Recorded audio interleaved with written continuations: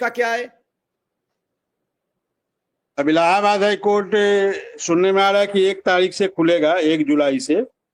और 1 जुलाई से जब खुलेगा तो कोर्ट ऑफ कंटेम्प्ट का जो केस है इलाहाबाद में, उसके लिए भी प्रयास शुरू करेंगे हम लोग। उसके बारे में भी प्रयास करेंगे कि वो भी जल्द से जल्द लगे और उसकी भी सुनवाई हो।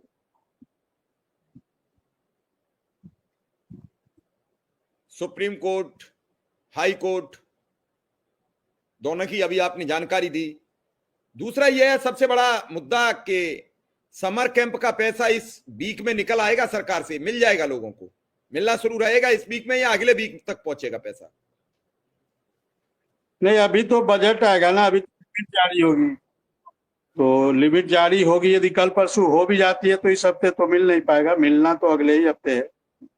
यदि कल परसों जारी हो जाएगी तो फिर अपनी लोग तैयारी प्रारंभ, हमने तो पहले ही कहा था अपनी तैयारी को पूरा रखिए और जैसे ही पैसा आए वैसे ही आप लोग अपना उसको लेने का प्रयास करिए। तो जब तक तैयारी अपनी नहीं रखेंगे तब तक पैसे आने के बाद भी दिक्कत होगा। तो हमने इसीलिए अपने सभी साथियों से कहा हुआ है कि आप लोग अपनी तैयारी पूर्ण रखिए और जैसे ही पैसा आए वैसे ही आप अपना भुगतान करवा लीजिए, कि जिससे 6,000 इधर आपको मिल जाएगा और 4,500 जून का जो 15 दिन का है वो मिल जाएगा। तो कम से कम 10,500 रुपया पहली बार उत्तर प्रदेश के अनुदेशकों को जिन्होंने समर कैंप किया है जुलाई के महीने में 10,500 रुपये मिलेंगे।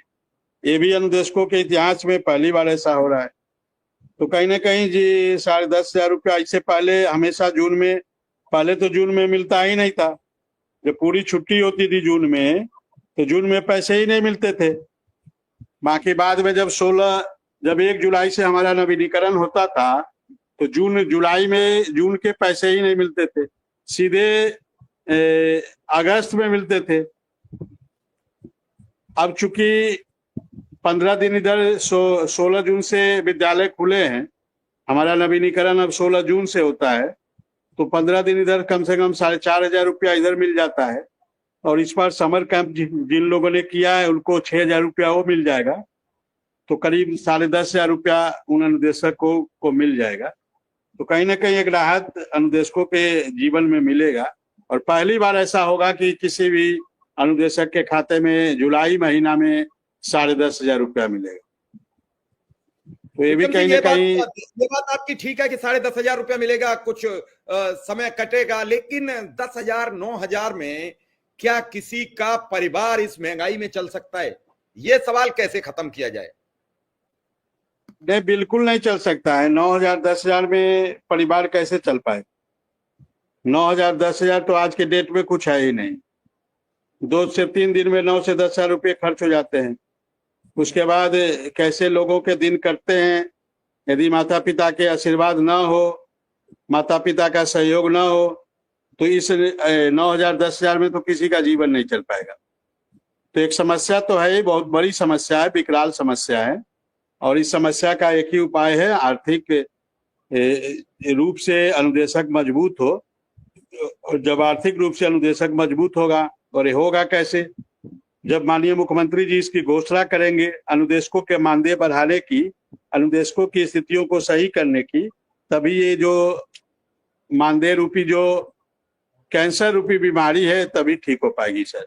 नहीं तो ये तो अभी जो स्थितियां है लाइलाज बनी हुई है और इसका इलाज एक ही शख्स के हाथ में है और वह है उत्तर प्रदेश के मुखिया परम पूज्य योगी आदित्यनाथ जी महाराज। चाह चलिए लेंगे अनुदेशकों विक्रम की सिंह, सारी, जी जी, बात पूरी करिए, जल्दी बात पूरी करिए। वो जब चाह लेंगे अनुदेशकों की सारी समस्या सारी बीमारी अपने आप छूमंतर हो जाएगी, फिर कहीं कोई दिक्कत नहीं होगी, समस्या नहीं होगी। जी सर। विक्रम सिंह, कई लोगों के सवाल हैं कि एफिडेविट बनवाना पड़ेगा, जो आदेश आया है सबको रिन्यूअल के लिए एफिडेविट देना पड़ेगा, या फिर रिन्यूअल हो जाएगा, या फिर सब हवा भाई?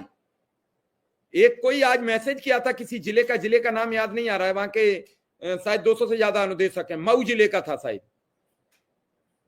क्या होगा इन सब का? मऊ जिले के 3 साथियों के नवीनीकरण 100 पे रोकने की सूचना हमें वहां के साथियों ने दी।